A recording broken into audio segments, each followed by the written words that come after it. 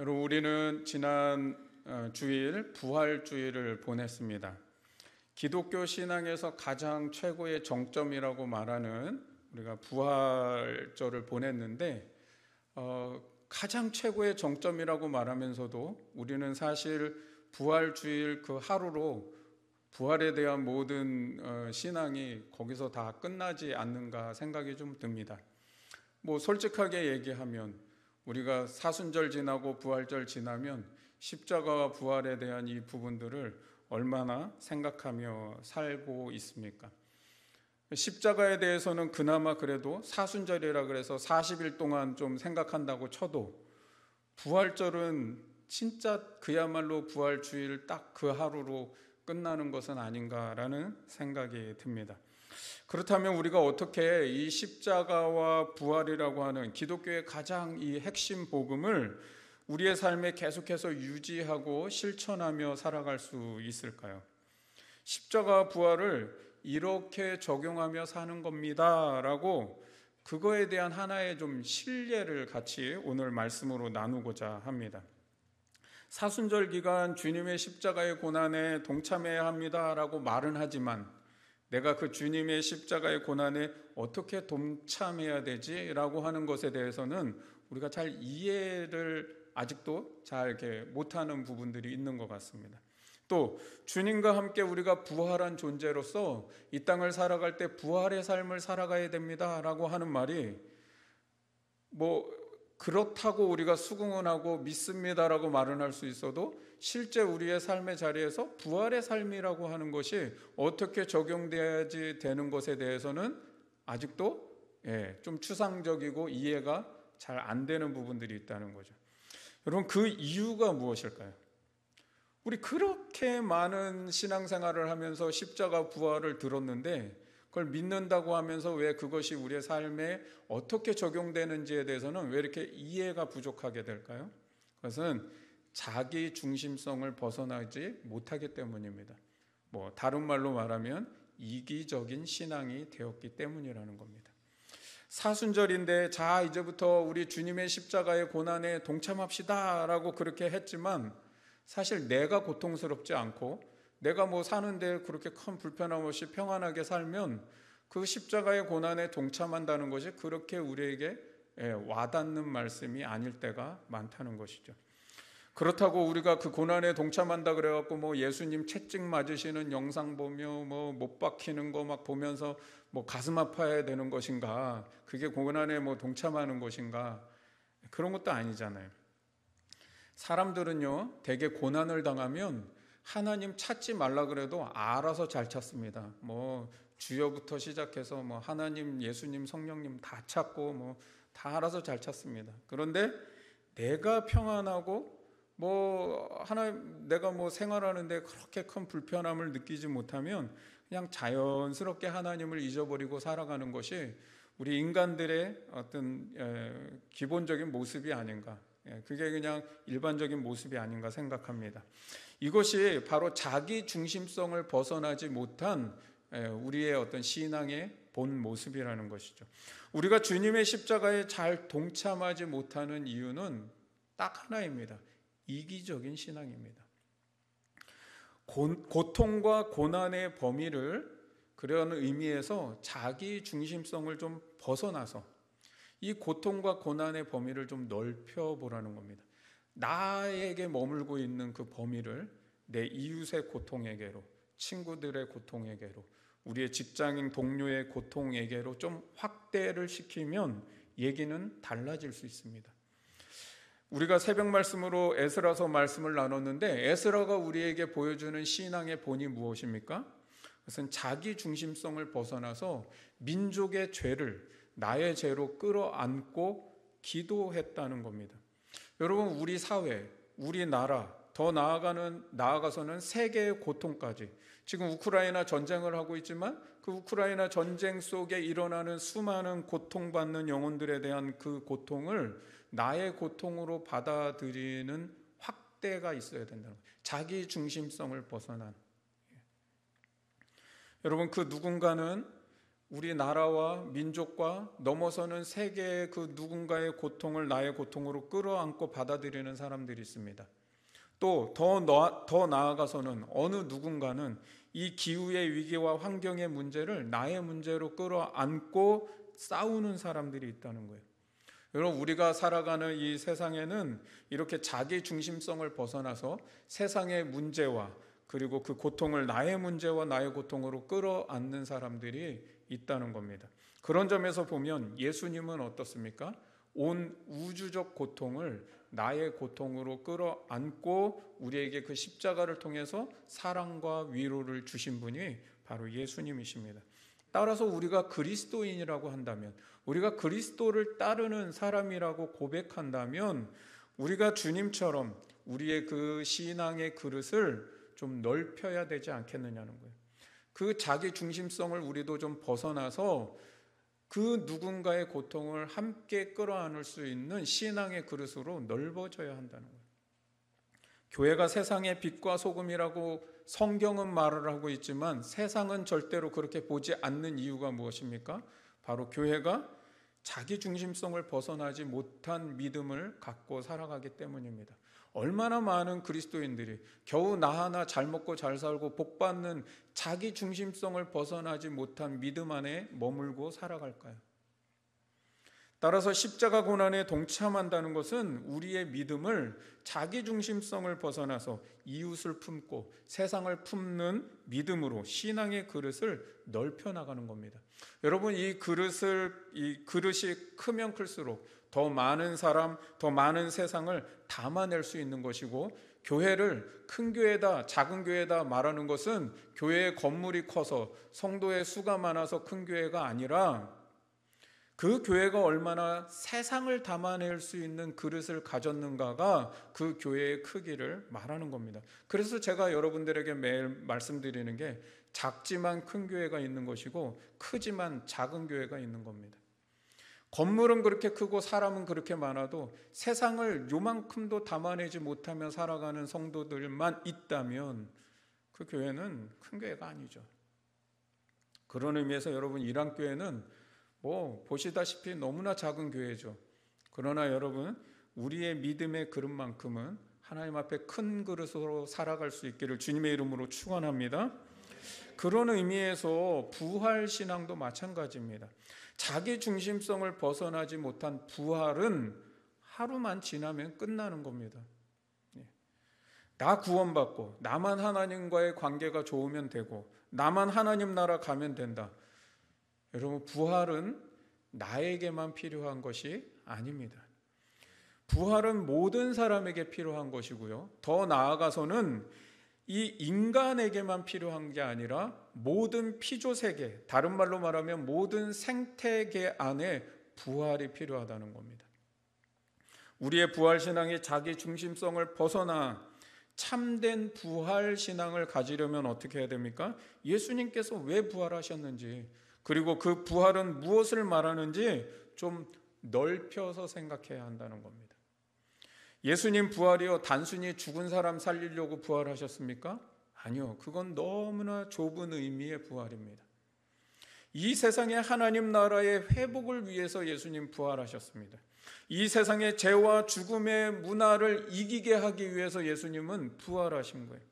인간의 죄와 탐욕으로 하나님의 정의와 사랑이 실현되지 못해서 그 땅에서 어느 누군가는 많은 사람들이 고통 가운데 죽어가고 있고, 그리고 그 죄와 욕망 때문에 수많은 이 피조세계의 자연 만물이 희생당하고 고통당하며 죽어가고 있는 세상이 되어가기 때문에 예수님은 이러한 세상을 구원하시기 위해서 부활하신 겁니다. 그렇다면 우리도 이 세상을 구원하기 위해 내가 어떻게 살아야 되는가를 고민하고 거기에 반응하는 삶이 있어야 되지 않을까요? 바로 그것이 부활의 삶이라는 거예요. 여러분, 그런 점에서 본다면 우리가 반응할 수 있는 부활의 삶은 굉장히 많을 수 있는 거예요. 부활의 삶이라고 하는 것은 우리의 삶에 여러 가지로 적용해 볼 수 있다는 겁니다. 오늘은 그 중에서 여러분들에게 하나의 실례를 같이 말씀으로 나누고자 하는 겁니다. 그것은 바로 부활은 우리에게만 필요한 것이 아니라는 겁니다. 어디에도 필요할까요? 이 부활은 하나님이 창조하신 모든 생태계에도 부활이 필요하다는 겁니다. 왜 그럴까요? 지금 우리가 살고 있는 지구가 죽어가고 있기 때문입니다. 더 이상 물러날 곳도 없고요, 먼 나라 이야기도 아닙니다. 우리에게 지금 벌어지고 있는 고통과 죽음의 문제이기 때문이라는 거예요. 이 기후위기, 환경 문제를 나의 고통으로 끌어안는 사람은 이 피조세계가 고통하고 있는 것을 바라보는 하나님의 고통에 나도 동참할 수가 있게 되는 거예요. 여러분, 이 땅의 이런 문제들을, 이 피조세계의 문제들을 고통하는 마음이 없다면, 내가 고통으로 끌어안을 수 없다면 이 피조세계의 고통을 바라보는 하나님의 고통을 어떻게 이해할 수 있겠어요?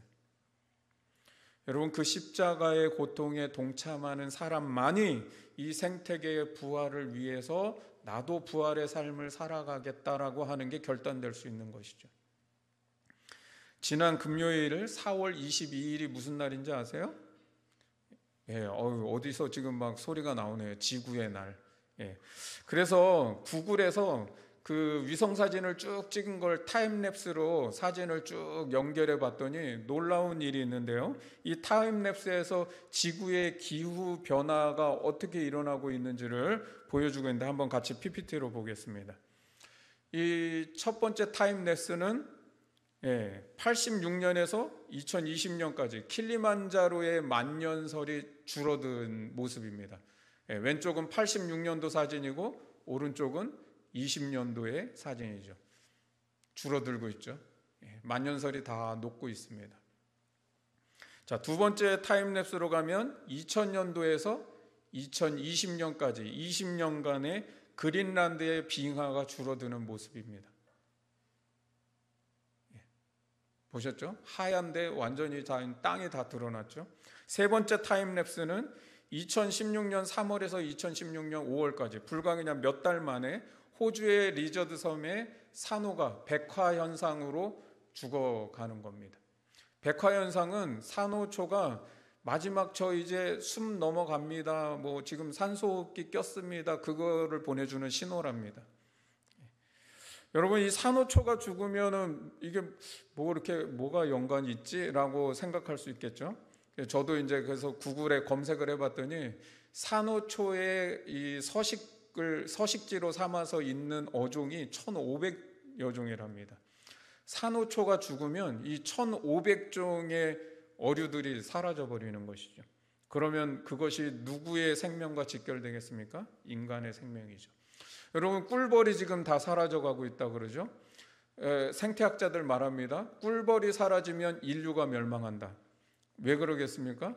꿀벌이 이 농작물들의 수분을 해줘야 되는데 그 수분을 안 해주니까 식량 위기가 와서 결국에는 인류의 멸종이 온다는 거예요.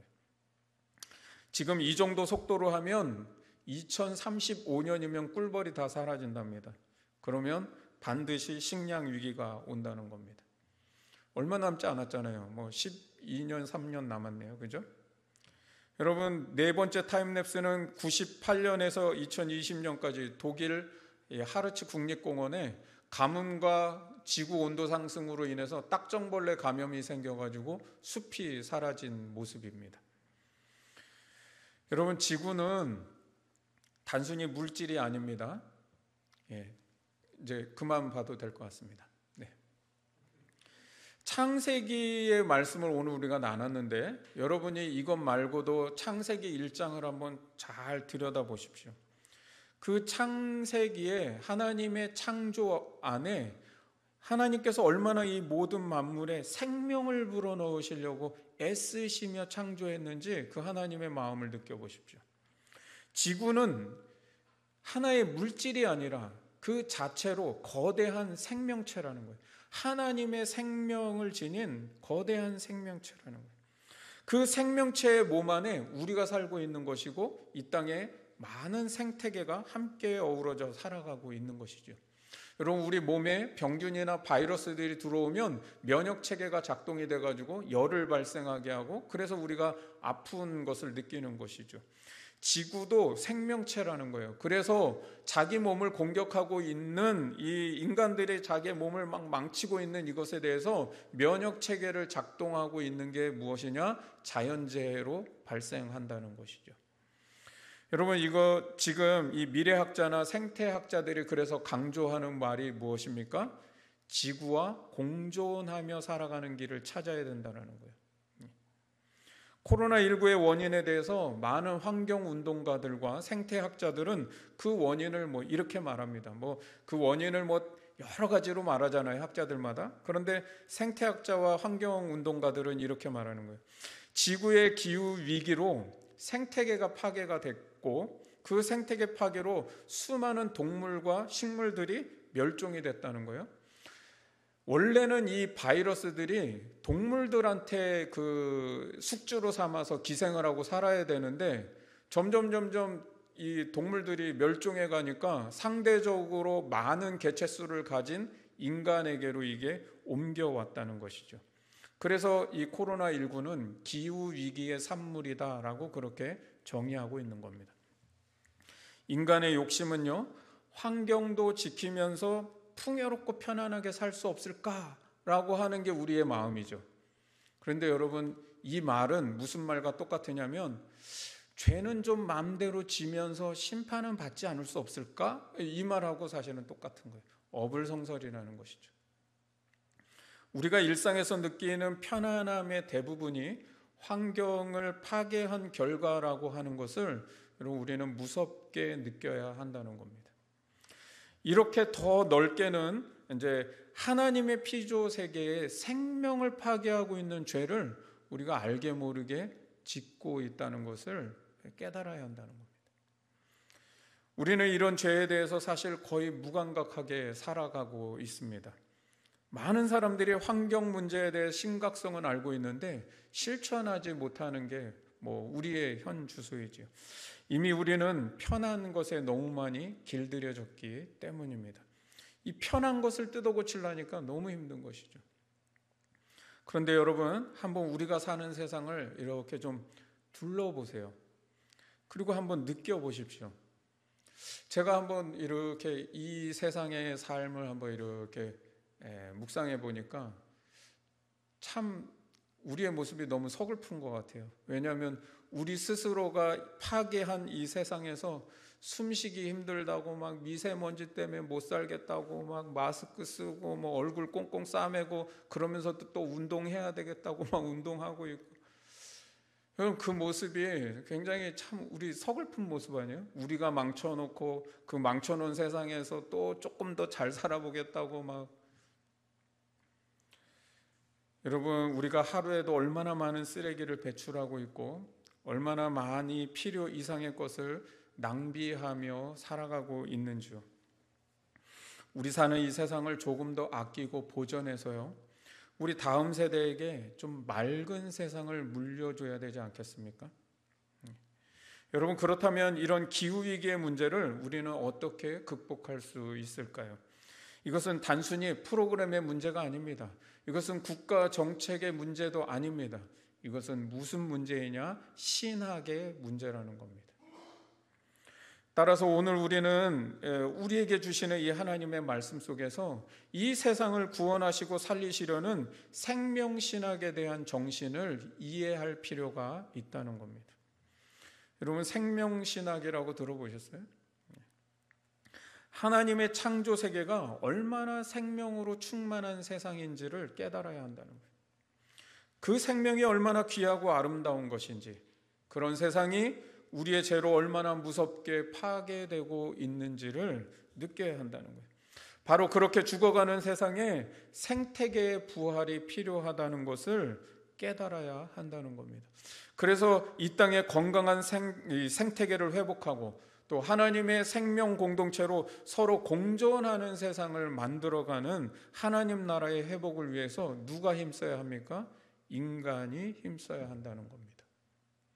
왜 인간이 힘써야 될까요? 바로 이 오늘 창세기의 말씀이 그것을 말씀하기 때문입니다. 그러면 오늘 이 창세기의 말씀이 우리에게 주는 생명신학이 무엇일까요? 26절을 다시 한번 볼까요? 하나님이 이르시되 우리의 형상을 따라 우리의 모양대로 우리가 사람을 만들고, 그 다음에 보니까 그들로 바다의 물고기와 하늘의 새와 가축과 온 땅에 기는 모든 것을 어떻게 하자고요? 다스리게 하겠다는 거예요. 여러분, 이 생명신학의 첫 번째 우리가 생각할 것은 하나님께서 인간을 하나님의 형상과 모양대로 만드셨는데, 그럼 왜 그렇게 만드셨을까요? 뭐 하나님 마음대로 따르게 만들 수도 있잖아요. 그런데 왜 하나님의 형상과 모양을 따라 인간을 만드셨냐고요. 여러분, 그 이유가 오늘 여기에 나오고 있는데, 그들로 이 모든 피조 세계를 다스리게 하기 위해서. 여러분, 이 세상의 생태계를 하나님 마음처럼 느끼고 하나님처럼 생각하고 하나님처럼 관리해 줄 사람이 필요했다는 거예요.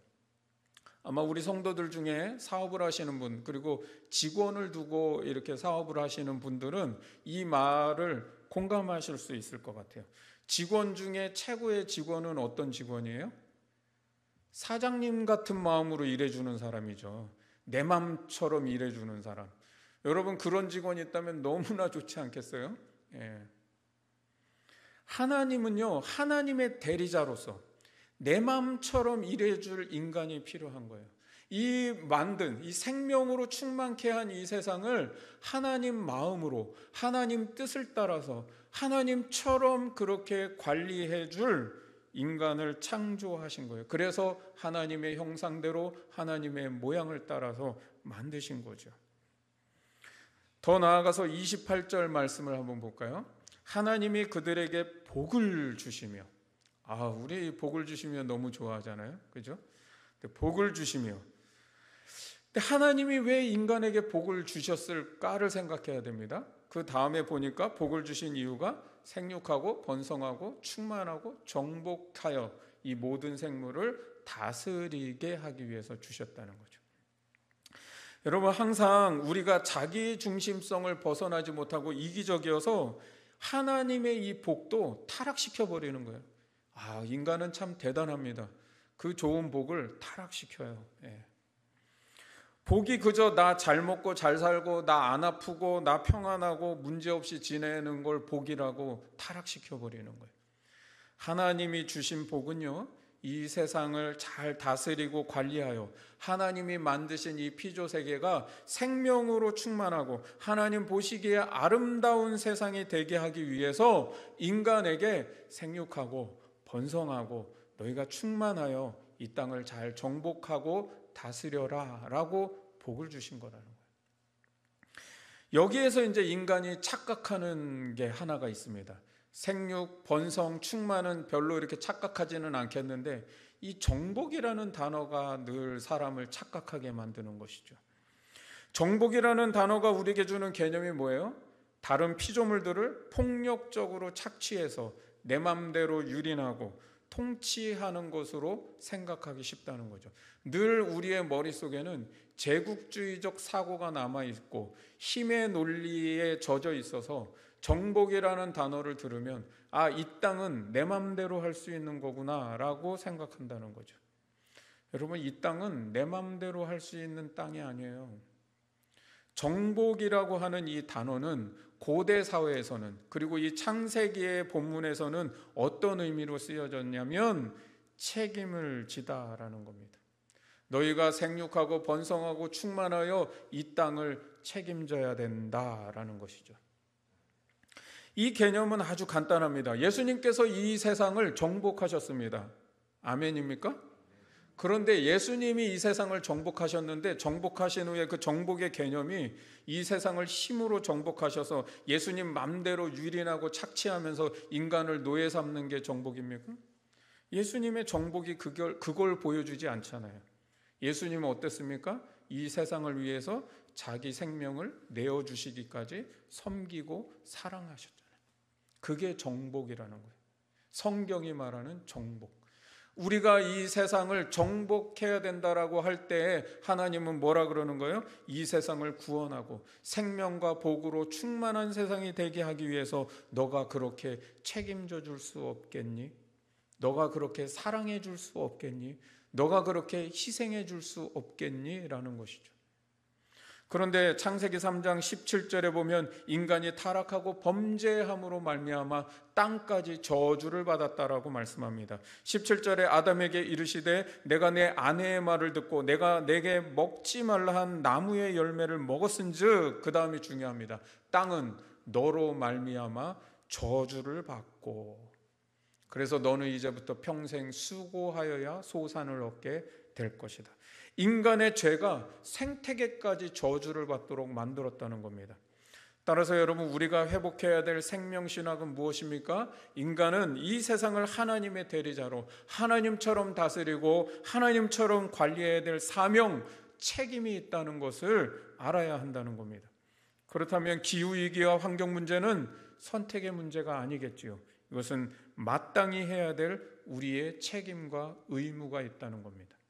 두 번째 생명신학은 뭡니까? 하나님께서는 이 세상을 생명공동체로 창조하셨다는 거예요. 우리는 하나님이 만드신 세상을 소비해야 될 물질로 생각해서는 안 된다는 겁니다. 이 모든 피조물은 우리의 생명을 연대한 생명공동체라고 하는 의식을 가져야 한다는 겁니다. 여러분, 아프리카 영성에는 우분투라는 말이 있습니다. 우분투. 이 우분투는 남아프리카 공화국에서의 이 반투어로 내가 있으니 내가 있다라는 말입니다. 예, 우리 드라마 제목에도 너는 내 운명 그런 영화 있죠. 그 말이에요. 우분투라는 말이 너는 내 운명이다. 이 인간과 자연 그리고 모든 피조 세계는 생명을 연대하고 있다라고 하는 말이 우분투 영성입니다. 이 말은 다른 말로 말하면 모든 만물은 호혜성을 가지고 있다는 거예요. 호혜성이라는 말은 서로가 서로에게 혜택을 주고받으며 살아가는 존재, 그런 관계라는 것이죠. 하나님께서 세상을 창조하시는데 그 창조의 순서를 보면은요, 우리가 이 세상의 만물이 얼마나 연대되어 있는가를 알 수가 있습니다. 여러분, 제일 먼저 생명의 근원이 되는 빛을 창조합니다. 그리고 그 빛이 있어야 할 하늘과 땅과 바다가 생성이 되죠. 그리고 그 하늘과 땅과 바다에 제일 먼저 식물이 돋아나고 있고요. 그 식물을 살게 할 해와 달과 별을 두시며 그 다음에 모든 동물과 조류와 어류들이 그 만드신 세상 안에 충만하게 되었습니다. 그리고 그 모든 피조물을 관리해야 될 인간을 가장 마지막에 창조하십니다. 여러분, 이 창조의 순서를 잘 보면서 우리는 여러 가지 해석을 할 수가 있는데, 첫 번째 해석으로는 이런 해석을 할 수 있을 거예요. 하나님은 인간이 살아갈 모든 환경을 만드신 후에 거기에 가장 늦게 인간을 창조하셨다. 이것이 바로 하나님의 배려이며 인간을 향한 사랑이다라고 말할 수 있어요. 두 번째, 이 말씀은 이렇게도 해석할 수 있습니다. 이 모든 피조물은 서로 공존하며 살아가야 되는 생명 공동체로 창조하셨다라는 겁니다. 생명의 연대를 이루고 있다는 거예요. 그래서 여러분, 생태계 어느 하나가 파괴가 되면 연쇄적으로 다른 생태계들이 파괴될 수밖에 없고, 결국은 그 하나의 파괴는 모두의 파괴로 돌아간다는 것이죠. 바로 그렇게 우리 생명의 연대를 하고 있다는 겁니다. 우리가 그래서 다른 피조물들을 잘 관리하고 다스리지 않는다면 그것은 곧 무엇을 말합니까? 우리 스스로를 우리가 죽이고 있는 결과를 말하고 있는 것이죠. 세 번째는 이런 해석을 해볼 수 있습니다. 인간은 모든 피조물 앞에 겸손히 살아야 될 존재다. 하나님 앞에 자신의 창조 목적을 거슬러 살아가는 존재는 인간뿐이 없습니다. 여러분, 이 세상의 모든 만물, 생태계를 한번 보십시오. 이 모든 생태계는 하나님이 만드신 질서와 창조의 섭리를 따라서 각자 자기의 목적을 다하며 살아갑니다.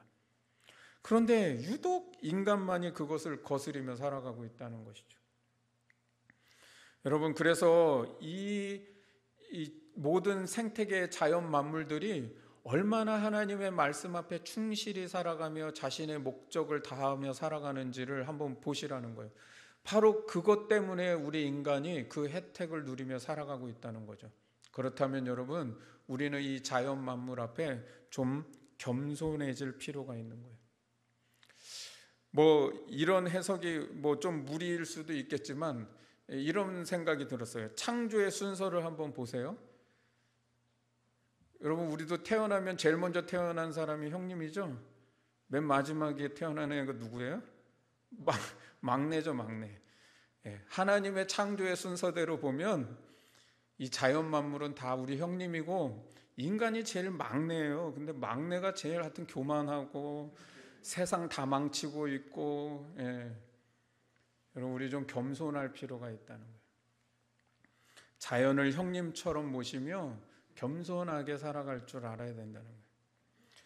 따라서 우리가 회복해야 될 생명신학은 무엇입니까? 이 모든 생태계를 생명 공동체로 여기고 다른 생태계를 존중하며 그 생명의 연대를 회복시키며 살아야 한다는 겁니다. 이제 더 이상 어쩔 수 없다라는 말로 계속해서 소비적인 삶, 물질주의적인 삶, 우리의 욕망을 채우는 삶을 살아간다면 여러분, 생명의 부활은 있을 수 없다는 것이죠. 세 번째 생명신학이 바로 이것입니다. 그래서 우리가 말하는 하나님 나라의 회복과 생명의 부활이 무엇을 말하는 것인가?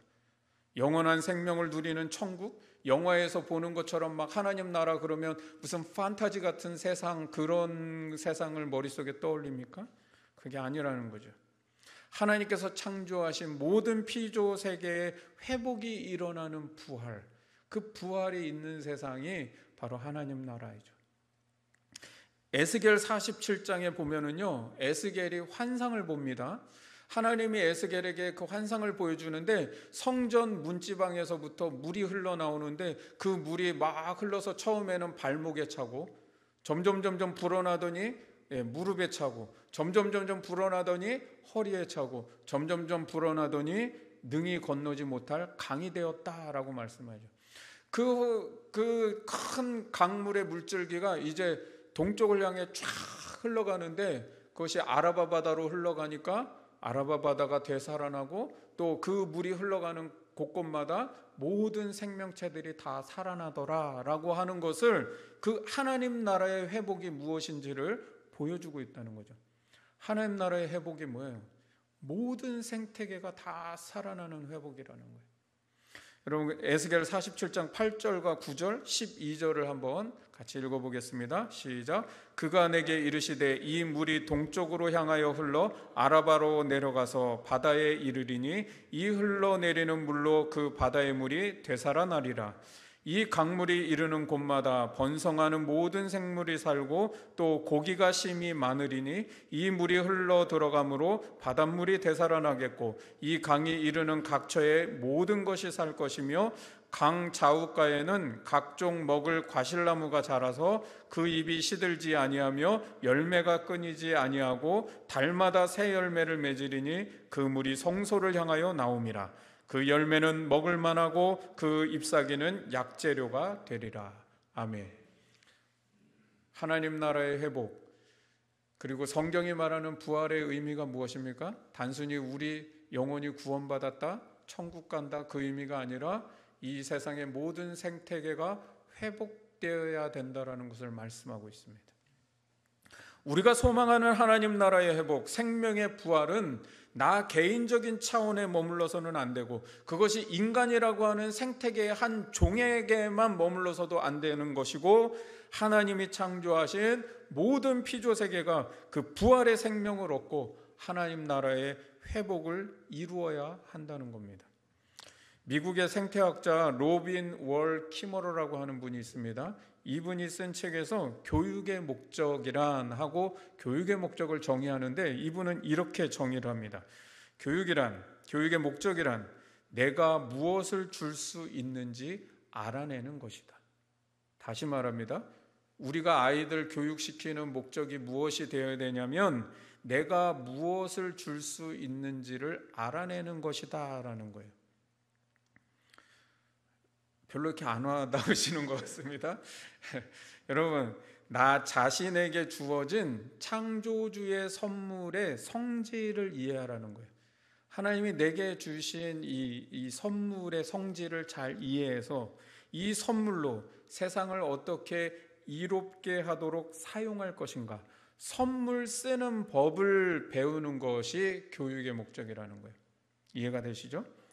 여러분, 우리가 살아가는 세상, 내가 취해야 할 것이 무엇인가, 남에게 받을 것이 무엇인가만 집중하며 살아가는 세상에서 내게 주어진 선물이 무엇인지를 이해하고 그것으로 이 세상을 이롭게 하는 삶을 살겠다고 하는 바로 그 마음 품고 살아가는 것이 하나님 나라의 삶을 살아가는 사람 아닙니까?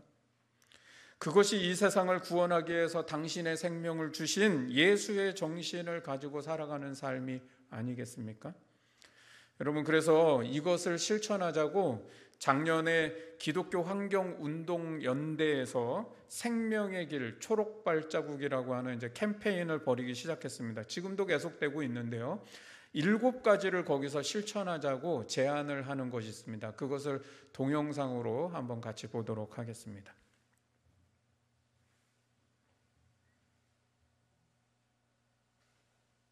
소리를 켜야 될 것 같습니다.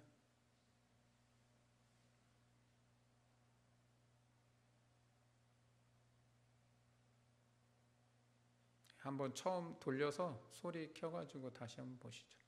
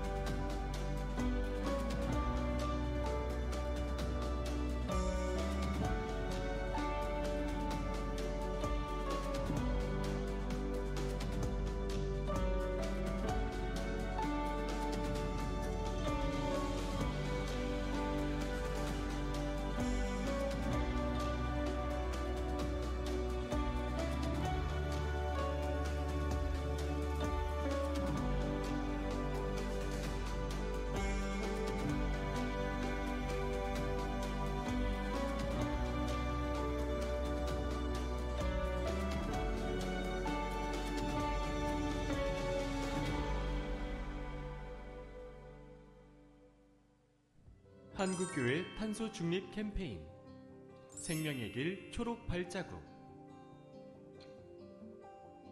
탄소 배출을 최소화하는 건강한 식생활, 기후 미식. 우리의 밥상에서 배출되는 탄소는 줄이고 건강을 살리는 기후 미식을 실천합시다. 탄소 배출을 최소화하는 패션 문화, 슬로우 패션. 우리의 옷장을 유행에 따르는 패스트 패션이 아닌 생명의 가치를 잇는 슬로우 패션으로 채웁시다. 불필요한 물건을 줄이는 삶의 태도, 미니멀 라이프. 진정한 필요를 생각하며 불필요한 소비를 최소화하는 것이 탄소 배출을 줄이는 가장 좋은 방법입니다. 탄소 배출을 최소화한 교통수단, 녹색 교통. 자가용 이용을 줄이고 자전거와 공공교통을 이용하여 탄소 배출을 줄입시다. 탄소 배출이 없는 친환경적 재생가능 에너지, 그린 에너지. 오래된 냉난방 기기의 효율을 높이고 재생에너지가 확대되면 기존 탄소 배출 에너지를 대체할 수 있지요. 탄소 배출을 최소화하는 문화생활, 녹색 서재. 불필요한 데이터 소비를 줄이고 책을 읽거나 사람들을 만나봅시다. 또한 숲을 복원하고 가꾸어 갑시다. 탄소 배출을 최소화하기 위한 경제제도, 생명경제. 기후위기에 대응하기 위해서는 탄소 배출이 없는 산업을 활성화시키는 생명경제로의 전환이 필요합니다. 한국교회가 탄소 중립을 위한 실천으로 창조 세계를 회복하는 데 앞장섭시다.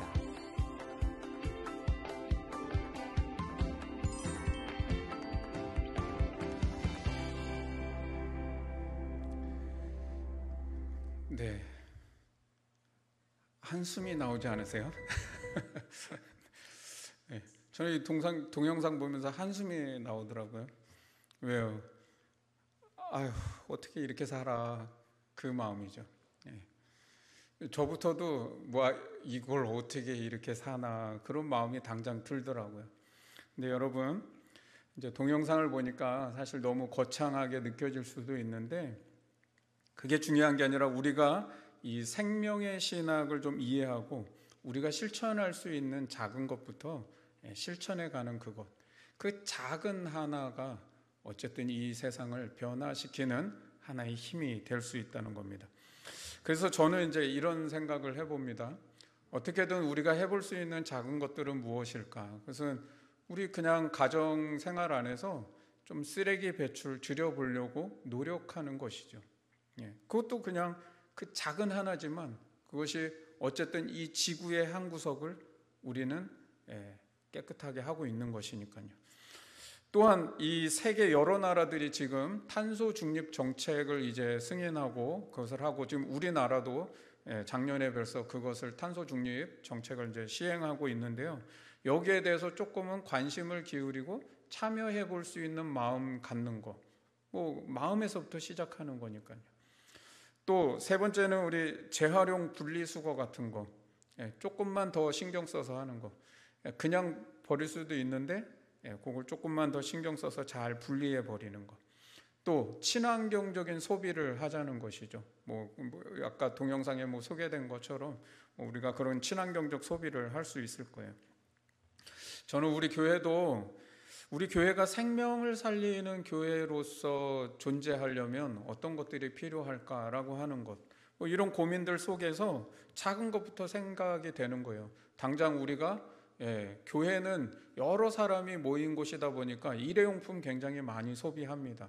그러면 어떻게 하면 우리 교회가 일회용품을 좀 줄일 수 있을까라는 생각에서, 그래서 제가 아마 우리 순 인도자분들께 말씀을 좀 드렸는데, 앞으로 좀 이제 우리 교회에 텀블러를 좀 개인 텀블러를 좀 사용해서 일회용품을 조금이라도 줄여보자. 뭐 완전히 못 쓰게 하겠다는 거 아닙니다. 여러분들 오셔서 뭐 또 피치 못하게 써야 될 수도 있지만 가능하면 우리가 텀블러를 좀 사용해서 줄여보자는 것이죠. 또 이 건물이 뭐 우리 교회 건물이 아니다 보니까 그렇게 하기에는 뭐 무리가 있을 수도 있겠지만, 제가 드는 생각에는 우리 옥상 같은 때에 태양열 그 전자판을 설치해서 거기에 이제 전기를 징집해 가지고 그 우리가 이 건물에 뭐 공용해서 사용한다든지 하면 얼마나 좋을까. 그런 데에 우리가 투자할 수 있다면 그것은 생명신학에 반응하는 것이겠죠. 또 이런 생각을 늘 갖고 있었어요. 우리 교회 바로 앞에는 공원이 있어요. 아이들 놀고 어르신들도 와서 운동도 하고 하는데 그 운동시설에 자가 발전용 운동기구를 좀 설치해 놓으면 어떨까. 그래서 뭐 페달 같은 거 밟는 운동기구를 하면 그게 자가 발전이 돼서 이 우리 지역에 있는 주민들에게 공공전기로 보급될 수 있다면. 또 이런 생각도 합니다. 사업장에서 운동기구를 놓으셔서 여러분들의 뭐 직원들이나 뭐 여러 사람들이 운동도 하는데 그 러닝머신 같은 걸 뛰면 자가 발전이 돼서 전기를 발생시키는 그런 운동기구들을 만약에 놔서 한다면, 또 그것을 좀 사업 아이템으로 생각해서 피트니스 사업을 하는데 우리 피트니스장은 친환경적 그 피트니스장입니다 뭐 해가지고 그런 이미지를 부각시켜서 모든 운동기구들이 전기를 발생시킬 수 있도록 자가 발전을 하는 그런 기계들을 놓는다면 또 뭐 좀 다를 수도 있겠죠. 생명신학 안에서 우리가 반응하려고만 마음 먹으면 이렇게 생활 속에서 얼마든지 적용하고 많은 것들을 생각해 볼 수 있다는 겁니다. 저는 요만큼 생각했지만 여러분 우리의 삶의 자리에 다양한 삶을 살고 계시잖아요. 그 속에서 내가 할 수 있는 것들을 찾아낼 수 있다는 것이죠. 여러분 굉장히 어려운 것은 사실입니다. 이 길은, 생명의 길은 좁은 길이기 때문입니다. 그런데 제가 이 말씀 준비하면서 문득 그런 말씀이 떠올랐어요. 예수님이 나는 길이요라고 말씀했잖아요. 나는 길이요 진리요 생명이라 그러셨는데 그 길이라고 하는 말이 문득 떠오르면서 제가 그 생각이 떠올랐어요. 제가 저희 그 큰 아들 찬영이 초등학교 때 저 관악산에 데리고 가면서 그 관악산에 이제 길이 나 있잖아요. 그래서 제가 아이에게 그랬죠. 야, 너 이 길이 어떻게 났는 줄 알아?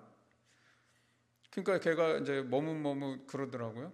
그래서 이 길은 누군가 처음 간 사람이 있고 그 다음에 또 그 길을 가는 사람이 있고 많은 사람들이 다니면서 이렇게 길이 없던 산에 길이 생긴 거야. 예, 습관이라는 게 그래서 되게 중요하다. 너가 그 하나 어렵지만 너가 그 하나를 하기 시작하면 거기에 길이 나는 거야. 그것을 매일 반복하면 거기에 이제는 거부할 수 없는 마음의 길이 생겨. 그것이 있어야 너가 살아가는데 편할 수 있어 라고 이제 같이 얘기를 나눴던 적이 있습니다. 여러분, 예수님이 그 어려운 길을, 그 십자가의 길을, 그 고난의 길을 제일 먼저 가셔서 길이 되셨어요. 이제는 우리가 그 길을 따라간다면 많은 그리스도인들이 더 많이 그 길을 따라갈수록 그 길은 조금 더 넓어지고 더 많은 사람들이 좁은 길이 아니라 이제 넓은 길이 되어서 갈 수 있지 않겠습니까? 그러면 그 길을 넓히는 일을 누가 해야 되겠습니까? 그리스도를 따른다고 하는 그리스도인들이 감당해야 되지 않겠습니까?